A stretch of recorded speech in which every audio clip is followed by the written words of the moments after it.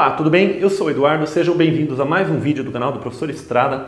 Nós temos um vídeo por semana, portanto inscreva-se, clique no sininho, curta e compartilhe os nossos vídeos para ajudar a divulgação do projeto. Bom pessoal, estamos aí hoje com a nossa aula 235 do nosso curso de Matemática Básica e no momento trabalhando aí com a playlist de Geometria Plana. Bom, na aula passada e em algumas aulas anteriores aí nós começamos a estudar os pontos notáveis dos triângulos, né? Então nós estudamos algumas aulas atrás ou precisamente o circuncentro, que é o ponto de encontro das mediatrizes, que vem a ser aí o centro da circunferência que circunscreve o triângulo. E nós temos o incentro também, o ponto de encontro das bissetrizes, que vem a ser o centro da circunferência inscrita ao triângulo. Ou seja, nós temos a seguinte situação, né? Só relembrando também para a gente poder avançar com o conteúdo da aula de hoje, né? Então nós estudamos aí o circuncentro, né? Então, qual que é a ideia do circuncentro? Então, nós temos um triângulo e em cada um dos lados do triângulo, nós consideramos o ponto médio de cada lado, né? O ponto médio, quer dizer, o ponto que divide cada lado em duas metades iguais, né? Então, nós temos este ponto e esse terceiro ponto aqui, né? Bom, e aí sobre cada um desses pontos nós traçamos aí, passando por cada um desses pontos, a reta mediatriz, né? Que é a reta que passa por aquele ponto, né? Que corta um segmento pelo ponto médio formando 90 graus. Então nós temos essa mediatriz, nós temos esta mediatriz por este ponto e esta mediatriz. Nós provamos que essas três mediatrizes, dos três lados do triângulo, elas se encontram nesse ponto comum aqui, né, que é o circuncentro, que nós chamamos naquela oportunidade de O, né? Fizemos isso algumas aulas atrás, umas 3 aulas atrás por aí. Então nós trabalhamos com o circuncentro, ponto de encontro das mediatrizes, né, dos lados aí de um triângulo. Bom, este ponto nós vimos, né, que ele é exatamente o quê? Equidistante, né, justamente por estar nas mediatrizes, né? A mediatriz tem essa propriedade de ser equidistante dos vértices, né, do triângulo. Então, essas três distâncias aqui que eu coloquei em verde, né, elas são iguais, tá certo? Essas três distâncias aqui, elas são congruentes. Então, os segmentos são congruentes, né, as distâncias são iguais. Portanto, este O, né, que é o circuncentro, como o próprio nome já diz, é o centro da circunferência circunscrita. Então, esta medida é justamente o raio dessa circunferência, né? Então, uma vez encontrado esse ponto, nós podemos fixar o compasso neste ponto e então traçar aqui a circunferência que circunscreve o triângulo, tá? Não vai ficar perfeita porque eu não estou fazendo aqui com compasso, né? Mas ficou razoável até. Mas enfim, então esta seria a circunferência que é circunscrita ao triângulo, tá? Que circunscreve o triângulo. Para a gente encontrar, então, a gente tem que encontrar aí o circuncentro, tá? Bom, e aí na aula passada, precisamente, nós trabalhamos com o incentro. O incentro, né? O incentro já é o seguinte, nós temos um triângulo, em cada um dos vértices desse triângulo, nós traçamos aí a bissetriz, tá certo? Então, o segmento aí de reta, né, que divide o ângulo ao meio, né? Então, nós traçamos aqui, na verdade, para aqui, né? Bissetriz, a princípio do ângulo, ela continuaria, mas como é bissetriz do triângulo, ela para nesse ponto aqui. Então, nós temos esta bissetriz também, né? E essa terceira bissetriz nós também mostramos na aula passada, que elas se encontram aí, né, no mesmo ponto, certo? Bom, então as bissetrizes também se encontram nesse mesmo ponto, que nós denotamos aí pela letra I. I de incentro, né? E utilizando justamente a propriedade da bissetriz, né? Que a bissetriz ela tem uma propriedade que ela é equidistante dos lados, tá? E, então este ponto é o centro da circunferência que está inscrita ao triângulo, tá? Então se nós pensarmos aí nós temos que traçar uma perpendicular aqui, né? Olha só, uma perpendicular aqui. E aí nós podemos, determinando este ponto, nós podemos traçar o quê? Essa circunferência, abrindo o compasso aqui, né? Ela vai ser exatamente a circunferência que tangencia os lados do triângulo, tá? Essa vai ser a circunferência que está inscrita ao triângulo, tá? Não ficou perfeito por causa do desenho aí, mas enfim, se a gente fizer com régua e compasso, a coisa fica perfeita. Inclusive, um plano futuro aí que eu tenho é trazer um curso aí de geometria plana, né? Desenho geométrico, na verdade, né? Desenho geométrico aqui para o canal. Uma outra playlist, fora matemática básica, né? Que a gente está trabalhando. Um outro curso que seria um curso de desenho geométrico. Aí já é uma outra história. A gente desenharia tudo isso aqui, né? Que é uma preocupação que os antigos, né? Os antigos geômetros, os antigos matemáticos tinham, né? Hoje em dia, devido à computação e ao desenvolvimento da matemática, a gente muitas vezes não tem tanta preocupação de fazer os desenhos, né? Mas antigamente essa era uma preocupação muito grande, na verdade, né? E isso é muito interessante, essa visão que eles tinham, né? Mas enfim, é coisa para futuro aí. Agora um detalhe aqui, pessoal, é o seguinte. Eu vou apagar isso aqui, porque, na verdade, para esta demonstração de que o circuncentro, as três mediatrizes se encontram no mesmo ponto, a gente teve que usar uma espécie de recíproca da propriedade da mediatriz, segundo a qual, dado um segmento, né, e um ponto médio, né, do segmento,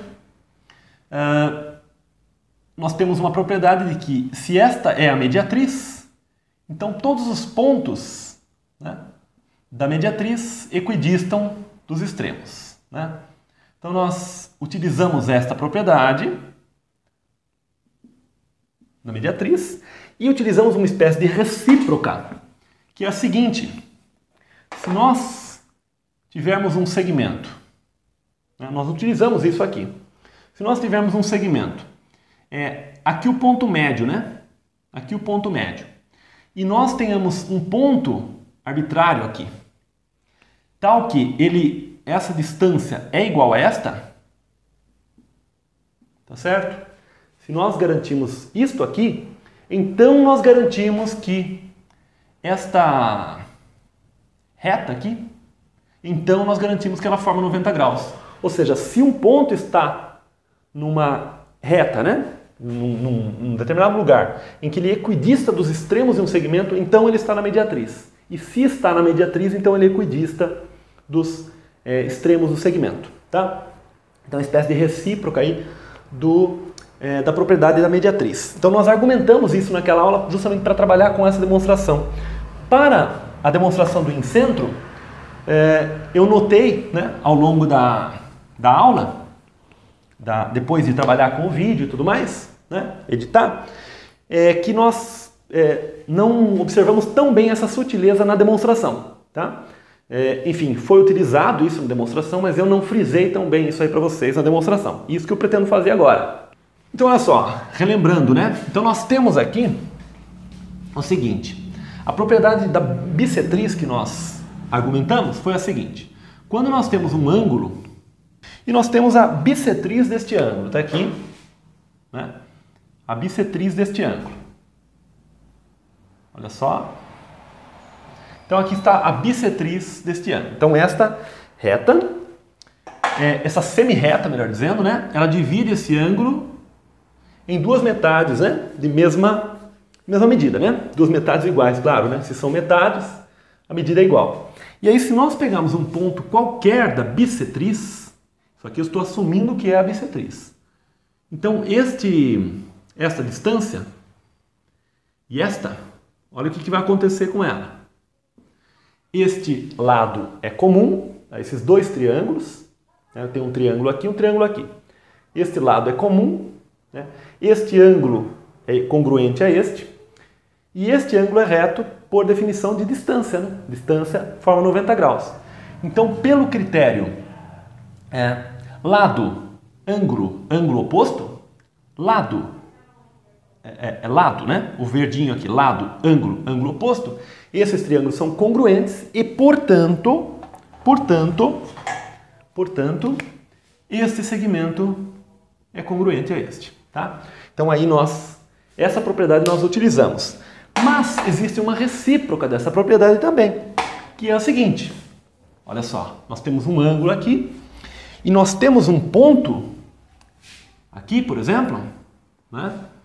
Um ponto qualquer, né? Tal que a distância desse ponto a um dos lados é igual, né?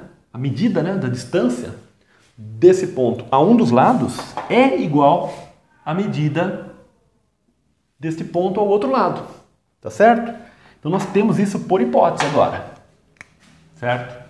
Então, quando nós traçarmos esta semirreta aqui, olha o que vai acontecer. Agora eu não sei se aqui é a bissetriz, não sei. Tudo bem, eu só sei que este ponto ele obedece essa propriedade deste lado ser congruente a este, quer dizer, essa distância é congruente a esta. Então aí eu vou colocar o ângulo reto aqui para dentro, inclusive, né? Então eu tenho aqui a seguinte situação. Eu tenho um triângulo retângulo, tá certo? Triângulo retângulo, em que eu tenho um cateto e a hipotenusa em comum, tá? Cateto e a hipotenusa em comum, porque este lado verde aqui ele é comum. Então, pelo caso cateto e hipotenusa, esses dois triângulos são congruentes. Portanto, estes ângulos são congruentes e, portanto, esta reta verde aqui é a bissetriz, tá? O que a gente argumentou aqui? A gente argumentou a recíproca desse resultado da propriedade fundamental da bissetriz, que é o seguinte: se um ponto pertence à bissetriz de um ângulo, então ele é equidistante dos lados desse ângulo. Ok. Mas, se nós temos um ponto que é equidistante dos lados de um ângulo, então esse ponto pertence à bissetriz, tá? Então é a recíproca do resultado exatamente, tá? É muito sutil isso aí, mas é importantíssimo para essa argumentação do incentro. Ou seja, para se argumentar que as três bissetrizes de fato se encontram no mesmo ponto. Por que era importante? Pelo seguinte, né? Isso nós fizemos na aula passada, mas estamos revisando aqui para vocês perceberem a importância disso aqui. Olha só, nós temos uma bissetriz aqui, vou fazer de vermelho, se eu posso fazer, e eu tenho essa outra bissetriz aqui. Bom, tudo bem, elas se encontraram nesse ponto aqui. A questão é se essa terceira bissetriz também vai se encontrar nesse ponto, para de fato argumentar que as três bissetrizes se encontram no mesmo ponto e, portanto, definir aí o chamado incentro, né? Bom, olha o que acontece. Este ponto, por pertencer a esta bissetriz, ele é tal que esta distância, né, ela é congruente a esta. Olha só. Então, esta distância é congruente a esta. Então, pelo fato dele estar nessa bissetriz aqui, podemos até nomear aqui, ó. Bom, não vou nem colocar letras aí para não poluir muito a figura. Ok, então esse ponto, por estar nesta bissetriz aqui, ele é equidistante aos lados, né, do ângulo. Por outro lado, este ponto também está nesta bissetriz, portanto, ele é também equidistante a esses lados aqui. Olha só. Então, o que nós temos? Que esta distância é igual a esta. Mas como essa distância é igual a esta e esta distância é igual a esta, então essas duas distâncias são iguais, por transitividade, né?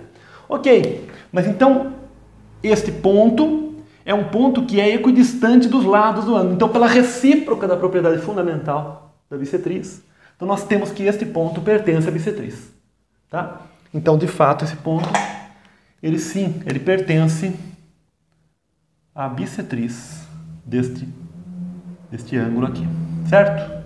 Então, nós temos aqui que este ângulo é, de fato, congruente àquele ali, tá? E, de fato, a gente define o incentro. E aí, essa distância verdinha vai ser o raio da circunferência inscrita, tá? Então, essa distância verdinha aqui, ó, vai ser o raio da circunferência inscrita, tá certo? Lembrando que o raio é sempre perpendicular, né, à circunferência no ponto de tangência. Então, é interessante observar isso aqui. Bom, pessoal, agora nós vamos revisar uma coisinha. Nós vimos 3 aulas atrás, que foi na aula 232. Inclusive, vou colocar o card aqui para vocês darem uma olhada. Que nós vimos aí quando que um quadrilátero é inscritível, né? Nós vimos condições aí no caso, necessários e suficientes, né, para que um quadrilátero seja inscritível. Inclusive, pessoal, fixei um comentário naquele vídeo, porque por descuido meu, eu falei em quadrilátero circunscritível naquela oportunidade. Tá? Então a gente está falando aqui de situação desse tipo, ó, quadrilátero inscritível. Então, eu tenho a circunferência e eu tenho o quadrilátero inscrito na circunferência. Tá? Então eu estou estudando esse tipo de situação, né? Quadriláteros inscritíveis, ou seja, todos os pontos dele fazem parte, os vértices, né, fazem parte da circunferência. Tá? Depois a gente vê isso aqui, aí sim a gente vai ver o assunto da aula de hoje, que é quadrilátero circunscritível, que aí já é a situação desse tipo aqui. Olha só. Que aí, situação desse tipo. Aqui tem que encostar, tá? Olha um detalhe, né? Para estudar os quadriláteros inscritíveis, a gente teve que estudar, sobretudo, aquela questão dos arcos, né? Ângulo central, ângulo inscrito, né? Circunferência. E para estudar os quadriláteros circunscritíveis, é esta questão aquela propriedade, né? Quando você tem uma circunferência e um ponto fora dela, e esse segmento é congruente a este, né?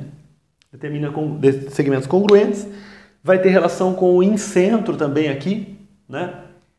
E aqui tem relação com o circuncentro, olha que interessante.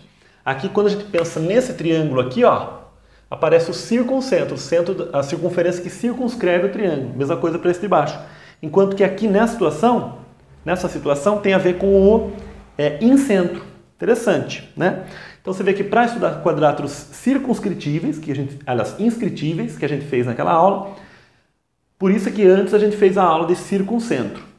E hoje, para a gente estudar quadriláteros circunscritíveis, a gente estudou na aula passada o incentro. Mas por enquanto vamos retomar aí a aula 232. Então lembrando aí, quadriláteros inscritíveis. Eu quero chamar a atenção que eu já comentei em várias oportunidades, nosso canal aqui é diferenciado, né? Então a gente procura sempre ir nas sutilezas, nos detalhes ali, né, dos diversos conteúdos que a gente aborda. Então olha que interessante. Nós fizemos essa afirmação naquela aula, tá? Eu quero ir um pouquinho mais na sutileza aqui do problema. Bom, do resultado, né? Um quadrilátero ele é inscritível numa circunferência se ele é inscritível, então, né? Esse símbolo significa se, então. Nós vimos inclusive nas aulas de lógica, né? Lógica matemática. Se um quadrilátero é inscritível numa circunferência, se ocorre isto, então existe um par de ângulos opostos suplementares. No entanto, pessoal, esta afirmação ela não é verdadeira. Do jeito que ela está aqui, ela não é verdadeira. Mas é uma sutileza, um detalhe. Olha esse desenho aqui que vai mostrar pra gente. Eu vou fazer uma circunferência, certo? Eu vou tomar o centro da circunferência, por exemplo, tá? E eu vou traçar um diâmetro, 2 diâmetros, né? Concorrentes aí no centro. Bom, isso vai dar origem a essa figura aqui. Bom, esta figura aí é um quadrilátero também, tá? Quando nós estudamos polígonos de maneira geral, nós falamos em 2 tipos de polígonos. Polígonos simples e polígonos complexos. Polígonos simples são ou polígonos desse tipo, né? Que nós chamamos de polígonos convexos, né? Ou então pode acontecer um polígono que a gente chama de côncavo, né? Mas esses 2 são polígonos simples. Quando existe uma autointersecção, a gente chama de polígono complexo, tá? Bom, então, mas não deixa de ser polígono. É um quadrilátero complexo, tá certo? Complexo porque eles têm uma autointersecção. Existe um par aí, pelo menos, né, de lados não consecutivos, obviamente, que se intersectam num certo ponto aí. Ok. E eu coloquei exatamente o centro aqui, mas podia não ser o centro também, tá? Podia não ser o centro esse ponto. Sem problema. Mas olha o que acontece. Este quadrilátero, ele é inscritível numa circunferência. Tá certo? Eu consegui inscrevê-lo. Ó, este quadrilátero ele é inscritível numa circunferência. Consegui inscrevê-lo perfeitamente ali. Tá? Construí dessa forma, né? Esse quadrilátero. No entanto, não existe nesse quadrilátero um par de ângulos opostos suplementares. Por quê que não existe? Vamos imaginar este ângulo aqui, este alfa e este beta.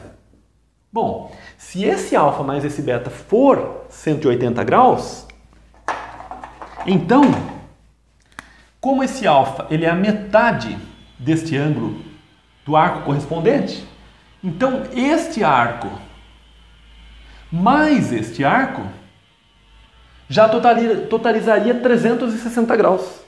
Tá? Se alfa mais beta for 180 graus, então a soma desses dois arcos laranja, aí, que eu pintei de laranja, já daria 360. Então não sobraria nada para esses arcos aqui.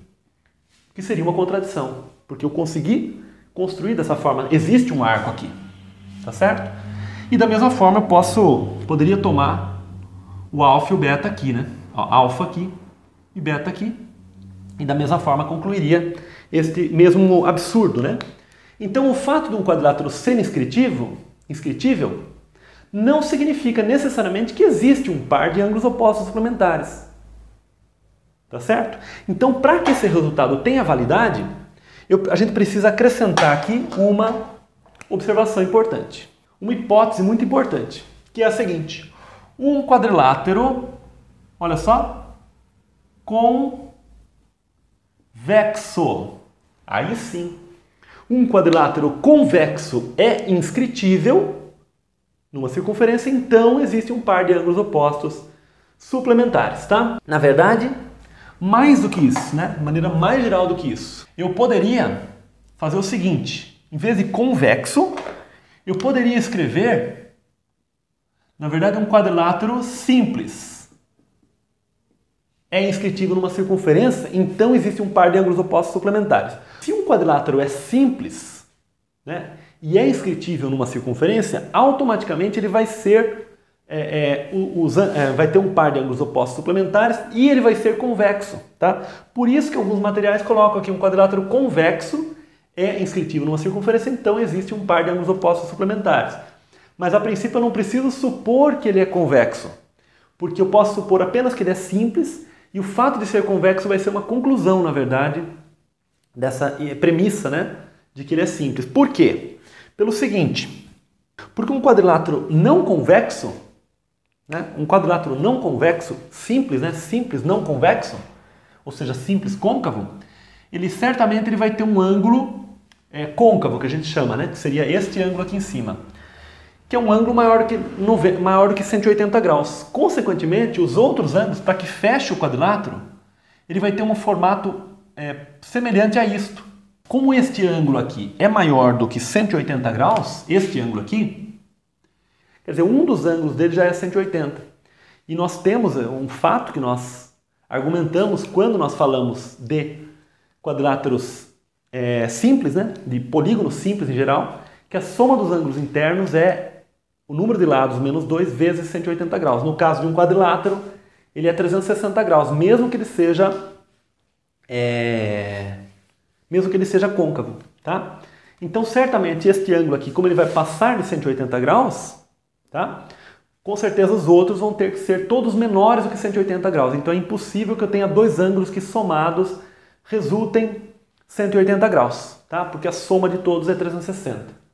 Então, resumo, se um quadrilátero simples, né, é inscritível numa circunferência, né, automaticamente ele vai ser convexo e existe um par de ângulos opostos suplementares. Então a gente pode dizer isso aqui. Um quadrilátero simples é inscritível numa circunferência, então existe um par de ângulos opostos suplementares, tá? E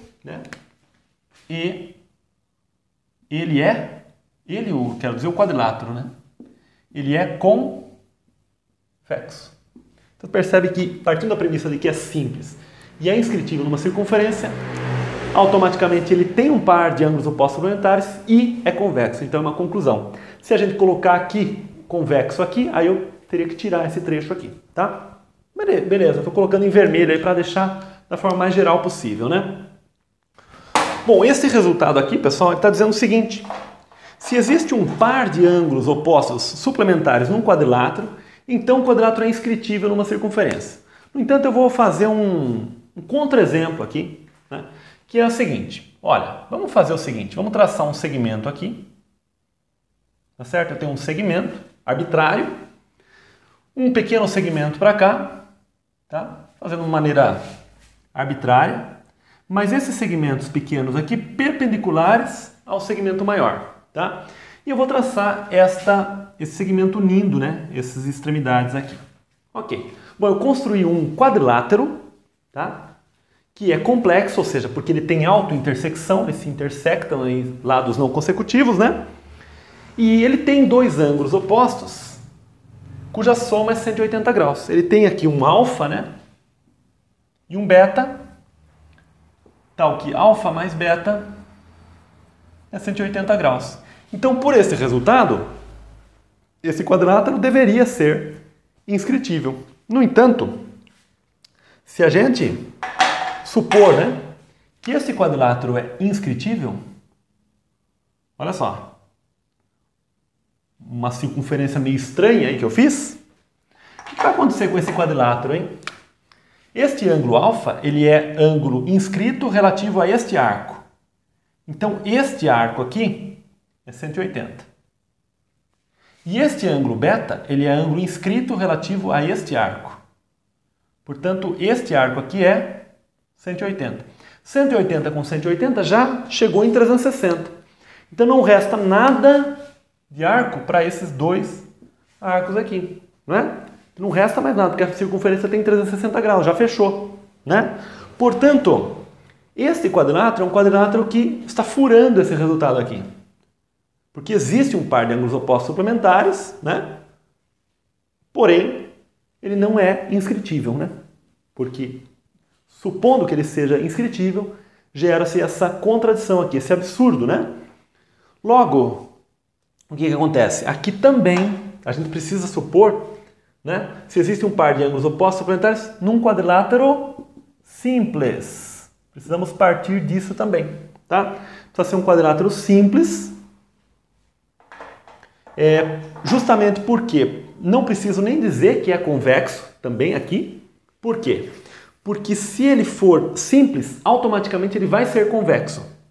Porque côncavo nunca vai satisfazer essa condição, que o alfa mais beta é 180. Se ele for côncavo, automaticamente ele não vai ter um par de ângulos opostos suplementares. Porque ele já tem um ângulo que passa de 180, que é um ângulo côncavo, né? Aquele desenho que a gente acabou de fazer ali. Portanto, novamente aqui também a gente pode concluir, se existe um par de ângulos opostos suplementares num quadrilátero simples, então, ó, o quadrilátero é inscritível numa circunferência e ele é convexo, tá? Então, o fato de ser convexo passa a ser uma consequência, né? Um detalhe interessante é o seguinte, se você pegar os livros de ensino médio aí, o que eles fazem? Né?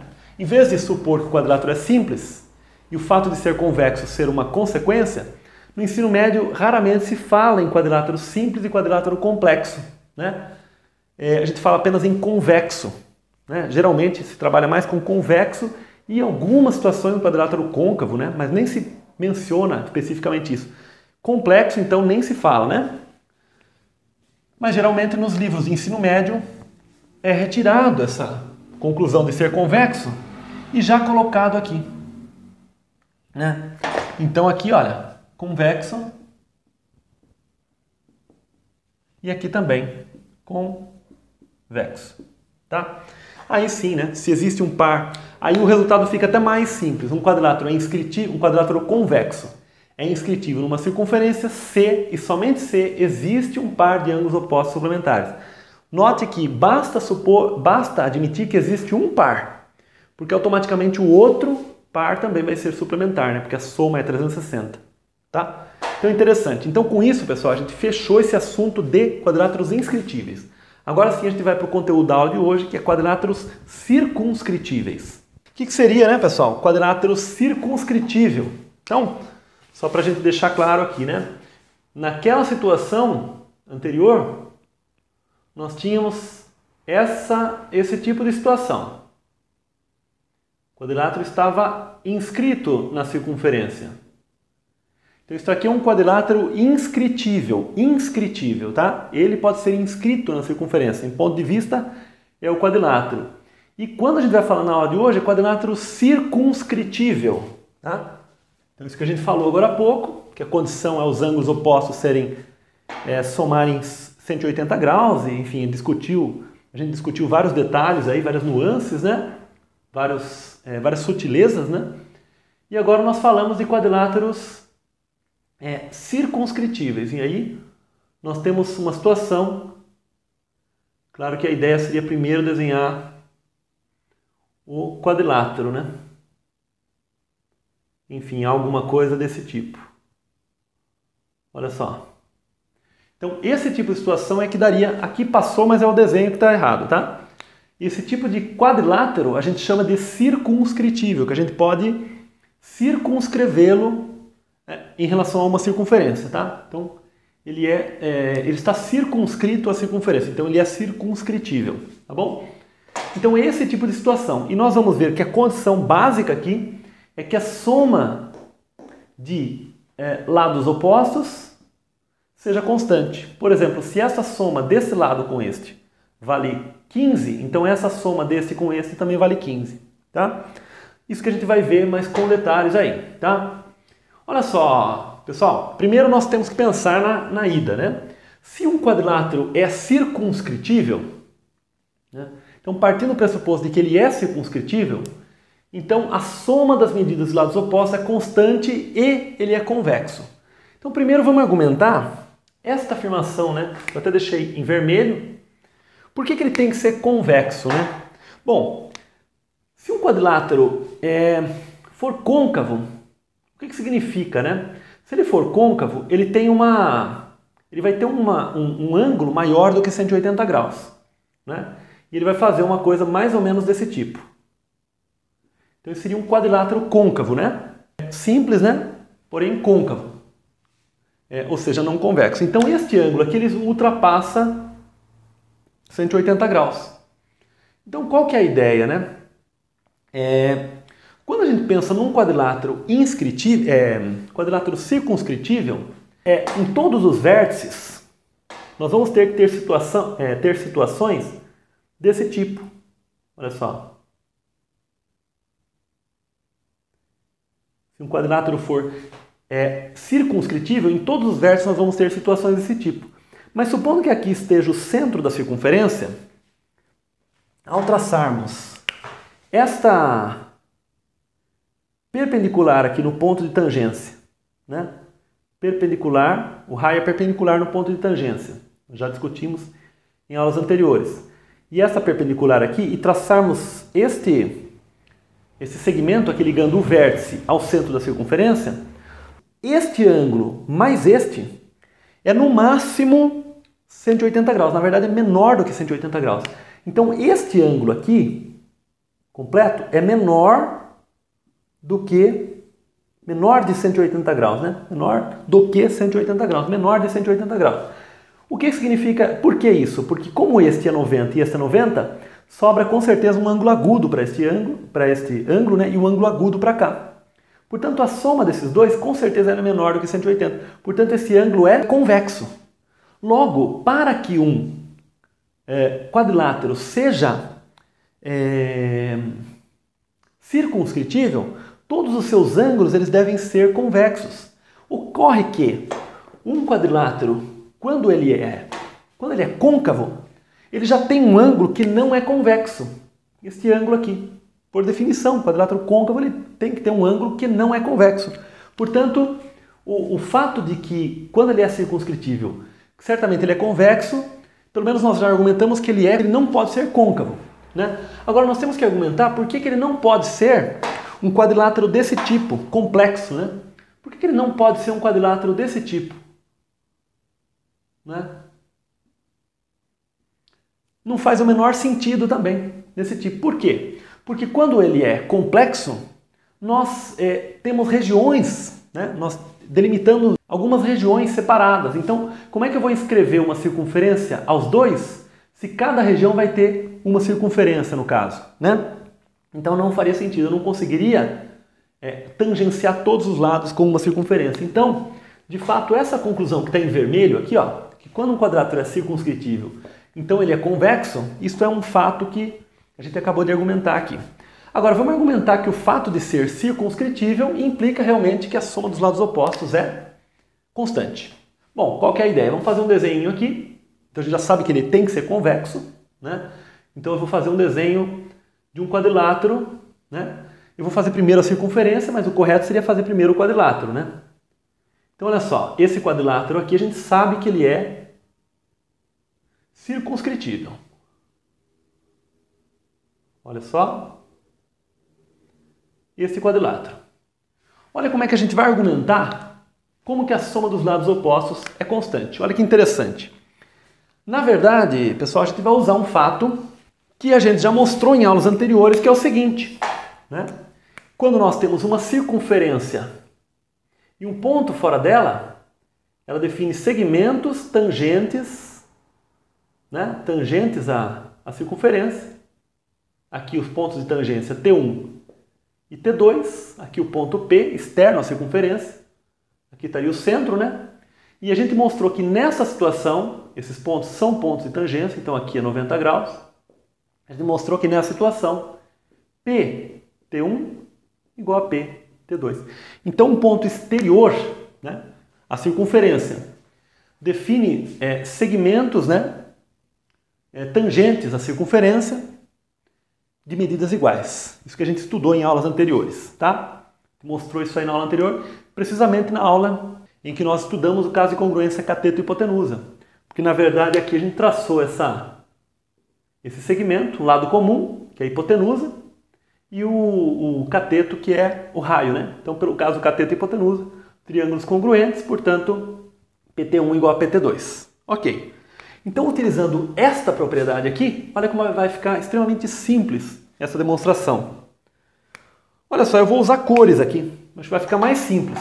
Bom, aqui eu tenho os pontos de tangência, 1, 2, 3 e 4. Ok.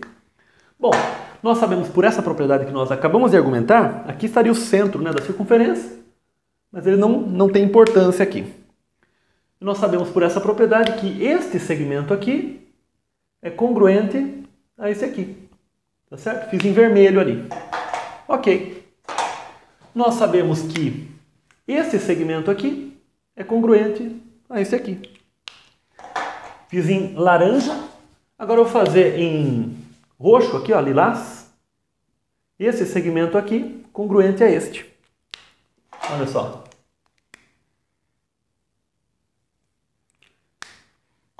E por fim, fazer de verde aqui, ó, este segmento aqui, fazendo tudo com 2 risquinhos, mas com cores diferentes, congruente àquele.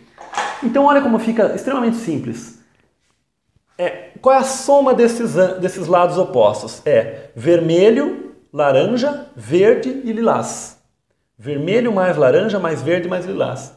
E qual é a soma desses lados opostos? Vermelho mais laranja mais verde mais lilás. Então a soma dos lados opostos é igual, tá? É constante, é o mesmo valor. Então, por exemplo, né, se nós tivermos esta medida aqui for A, por exemplo, esta for B, C e D, nós podemos dizer que A mais C é igual a B mais D, tá? A soma dos lados opostos é a mesma, tá certo? Então, a ida já está argumentada. Bom, nesta situação, pessoal, a gente precisa colocar o seguinte, que os lados, o quadrilátero ele deve ser convexo, tá? Então, se a soma das medidas dos lados opostos do quadrilátero convexo é constante, então ele é circunscritível. Por quê? Porque a gente viu que quando um quadrilátero não é convexo, no caso, quando ele é côncavo, né? Ou complexo, então ele não vai ser circunscritível. Portanto, nós temos essa exigência aqui, tá? O quadrilátero tem que ser convexo, né? E a soma tem que ser constante, então ele é circunscritível. Então, nessa situação aqui, por exemplo, nós temos um quadrilátero convexo, aqui é A, aqui é B, C e D. Né? Então, nós sabemos que A mais B é C mais D, certo? Então, essa é a nossa hipótese. A soma das medidas dos lados opostos é constante, tá? E aí, a partir daí a gente quer mostrar que esse quadrilátero é circunscritível. Olha só, a gente vai fazer uma estratégia aqui muito interessante. Primeira coisa que você vai fazer é o seguinte, eu vou traçar deste vértice aqui a bissetriz. Então eu vou considerar a bissetriz deste vértice, tá certo? Essa bissetriz. E vou considerar a bissetriz deste vértice aqui também. Olha só, essas duas bissetrizes, elas se cruzaram aqui nesse ponto, né? Nesse ponto aqui, que eu vou chamar de O. Bom, para essas bissetrizes, nós temos esta propriedade de que a distância desta, como a bissetriz deste ângulo, né? Então, a distância deste ponto até esse lado é congruente, né? A distância deste ponto até esse lado aqui. E como esse ponto também está na bissetriz deste outro ângulo aqui, nós poderíamos até colocar os vértices, olha. Ó, A, B, C, D.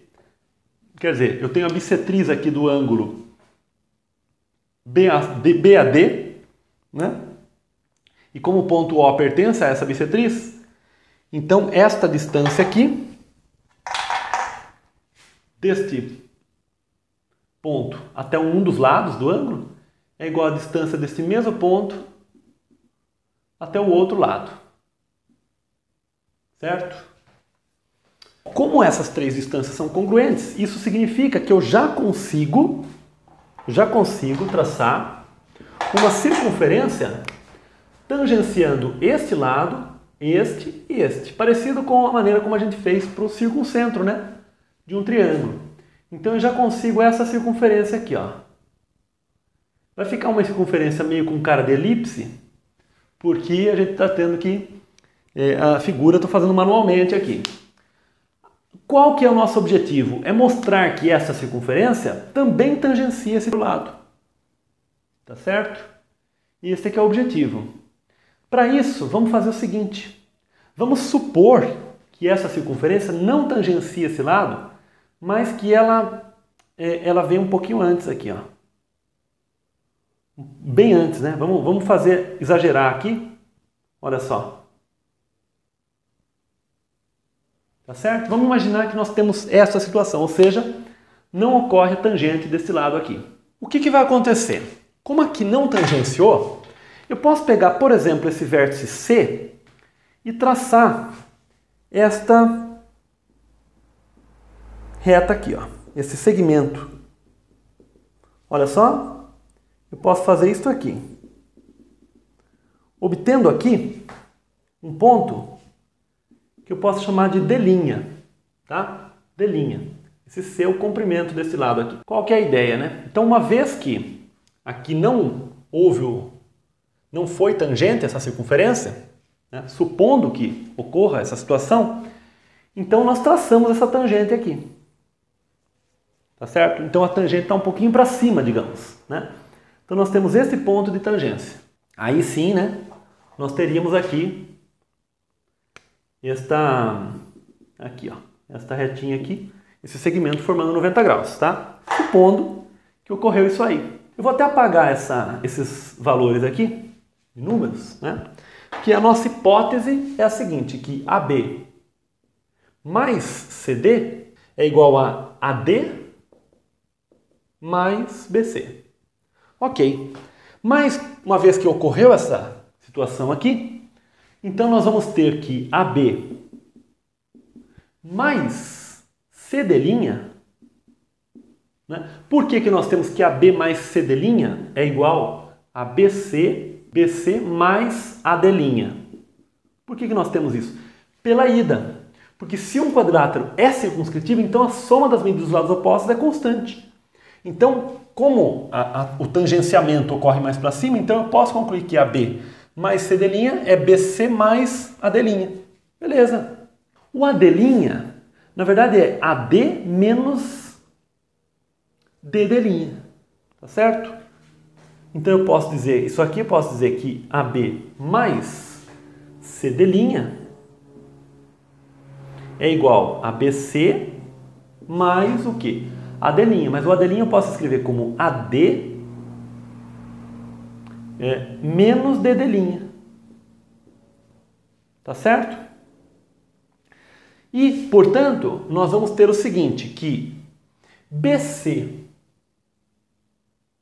mais AD, olha só, AD mais BC, vou separar esse lado aqui, vai ser igual a AB mais CD', ó, AB mais CD' mais DD'.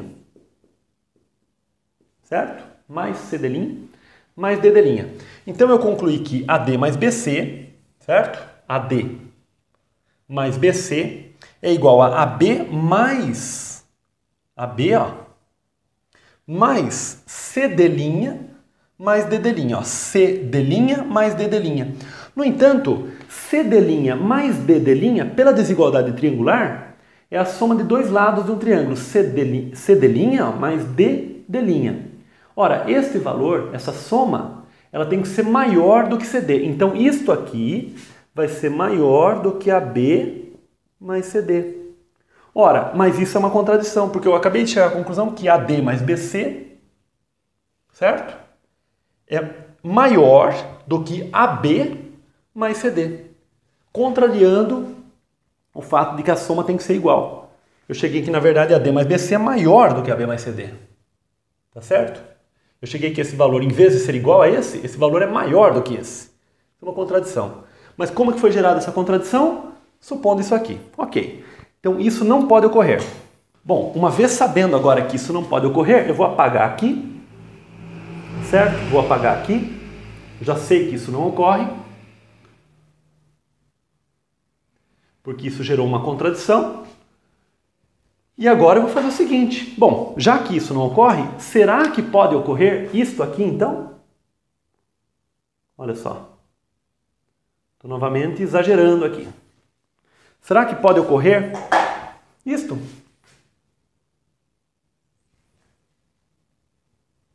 Olha só. Bom, nessa situação nós teríamos a seguinte, a outra maneira de enxergar aqui. A tangente estaria para cá daí, né? Olha só.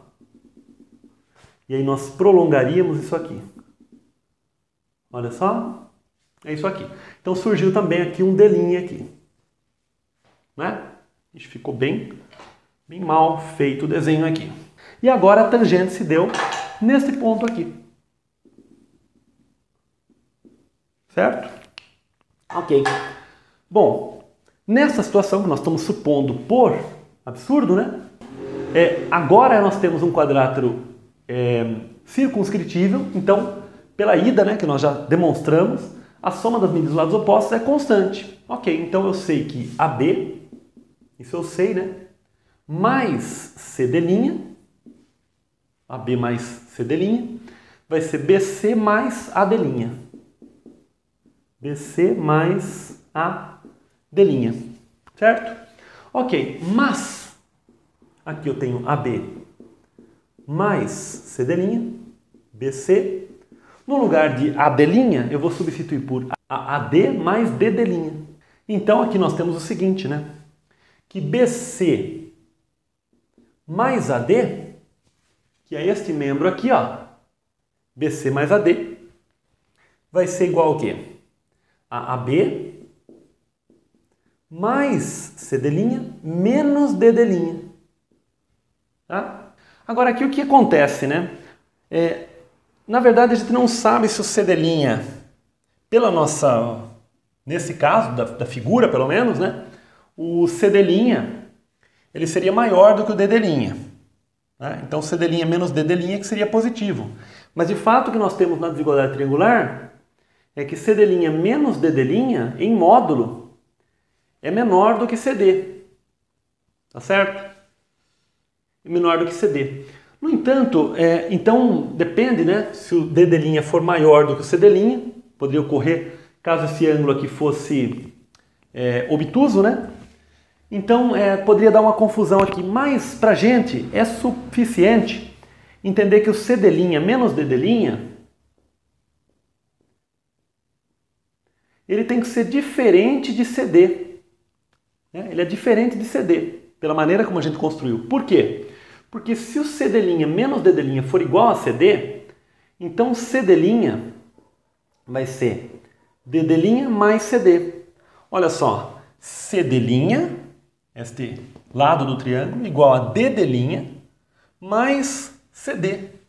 Né? Quer dizer, esse lado é esse lado mais este, que aí não vai fechar triângulo. Tá? Portanto, basta a gente utilizar aqui que esse valor AB, né, vai ser diferente de AB mais CD. Porque este valor CD' menos DD' é diferente de CD. Então a gente chegou que BC mais AD é diferente de AB mais CD. Tá? Então a gente chegou numa nova contradição em relação à suposição inicial. Portanto, só nos resta admitir realmente, né, que nós temos o resultado que nós queríamos provar. Ou seja, realmente, ó, olha só, C aqui e D, nós temos aqui realmente essa situação aqui. Olha só, tangente. Supomos que esse ponto de tangência ocorria aqui para cima, deu contradição. Supondo para baixo, que o ponto ocorria para baixo, deu contradição também. Então a única opção é assumir que de fato esse ponto de tangência ocorre exatamente no lado CD. Portanto, este quadrilátero é circunscritível. Logo, esta condição ela é suficiente aí no caso, né, para que um quadrilátero convexo, né, seja circunscritível, tá? Então, muito interessante, pessoal. Agora nós temos já esse resultado. Para não passar em branco a aula de alguns exercícios, vamos apenas fazer alguns exercícios aplicando esse resultado e o outro também, né? Mas fundamental isso aí que nós vimos hoje, né? Fizemos uma boa revisada aí sobre quadriláteros inscritíveis, a questão dos ângulos opostos somarem aí 180 graus, e quadriláteros circunscritíveis, que os lados opostos têm que ter uma soma das medidas constante, ok? Então, interessante que para quadrilátero inscritível tem a ver com os ângulos, né? E quadrilátero circunscritível tem a ver com as medidas dos lados. Muito interessante esse aspecto aí. Bom, olha só, pessoal, esses dois exercícios aqui. Esse aqui caiu na Mauá, né? Ele pede os valores de x e y aqui nessa figura, né? Então aqui a gente tem uma circunferência, tá certo? E nós temos aí umas figuras aí, né, inscritas da circunferência. Então a gente tem que tentar identificar isso aí. E nós vamos usar outros resultados também que nós vimos em aulas passadas. Então, por exemplo, uma coisa que nós vimos hoje é que aliás, nós já tínhamos visto isso em aulas passadas, nós reforçamos hoje, vimos com mais rigor, é que esta figura, né, a gente pode colocar uma nomenclatura aqui, ó, para os vértices AB, C, D, E, né? Então, quer dizer, este quadrilátero ABDE, ele é um quadrilátero que está inscrito na circunferência. Portanto, nós sabemos que x mais y é 180 graus. Olha, x mais y. Ângulos opostos, né, de um quadrilátero. Tá certo? Ok. Bom, mas nós não temos ainda muitas informações. Esse 45 graus, ele se repete aqui, né? Olha, esse 45 graus, ele é ângulo inscrito referente ao arco CD. Mas esse ângulo aqui também é ângulo inscrito relativo ao arco CD. Portanto, aqui também aparece 45 graus. Este ângulo aqui, ele é oposto pelo vértice, né? São opostos pelo vértice, o OPV. Vimos também isso em aulas anteriores. Portanto, aqui a gente já consegue calcular o x, né? Esse x, como aqui nós formamos um triângulo, né? Bom, então, pessoal, nesse triângulo aqui, a gente pode observar que, né, como a soma dos ângulos internos é 180 graus, né? Então a gente pode encontrar o x ali, 180 menos 60 menos 45 graus, né? E isso vai dar o x igual a 75 graus. Então, esse é o nosso x. E aí, observando que x mais y é 180, porque esse quadrilátero ABDE é inscritível, né? Então, nós temos, portanto, né, y 180 menos 75. E isso vai dar y igual a 105 graus, certo? Então, nós já calculamos um exercício interessante, né? Utiliza vários conceitos que a gente viu já. Bom, esse exercício aqui, pessoal, é o seguinte. Nós temos, na verdade, nós tínhamos a situação assim, né? Aqui é 90 graus, tem um quadrilátero, tem uma circunferência inscrita agora é um quadrilátero circunscritível, né? Então, nós temos que o raio da circunferência é 6, e nós sabemos, uma vez que o quadrilátero é circunscritível, que a soma dos lados opostos tem que dar a mesma medida, né? A soma das medidas dos lados opostos é constante. Portanto, se a gente fizer aqui 10 mais 15, vai ser igual ao quê? A soma desse lado aqui com aquele x que a gente quer descobrir. Mas esse lado aqui, como aqui é o raio da circunferência, é claro que aqui também é o raio, porque aqui é 90 graus, né? Então aqui é paralelo aqui, né? 90 graus.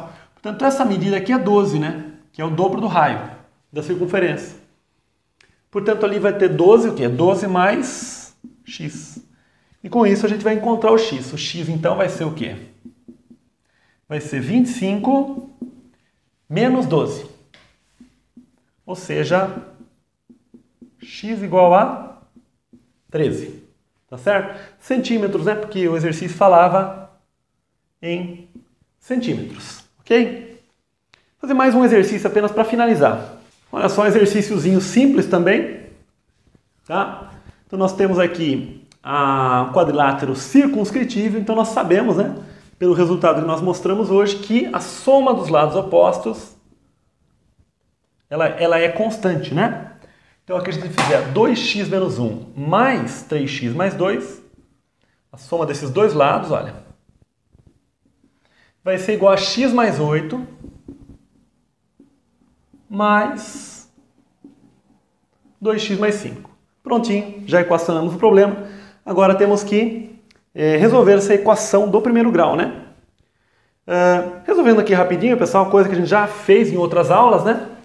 Já trabalhamos bastante com a equação do primeiro grau. Então aqui esse 2x nós podemos cancelar com esse 2x, né? Que mais que nós podemos fazer? Mais nada, né? Bom, esse 3x com menos x que vem para cá, dá 2x. Então, 2x. Aqui nós temos menos 1 com 2, deu 1. 1 passa para lá negativo. 8 mais 5 é 13, né? Menos 1. 13 menos 1 dá 12. Portanto, x é 6. Tá? Exercício bastante simplesinho que a gente finaliza aí a aula de hoje, tá, pessoal? Então, hoje, uma aula bastante interessante. Espero que vocês tenham gostado. Qualquer dúvida, deixe nos comentários. Um grande abraço, até o próximo vídeo. Tchau!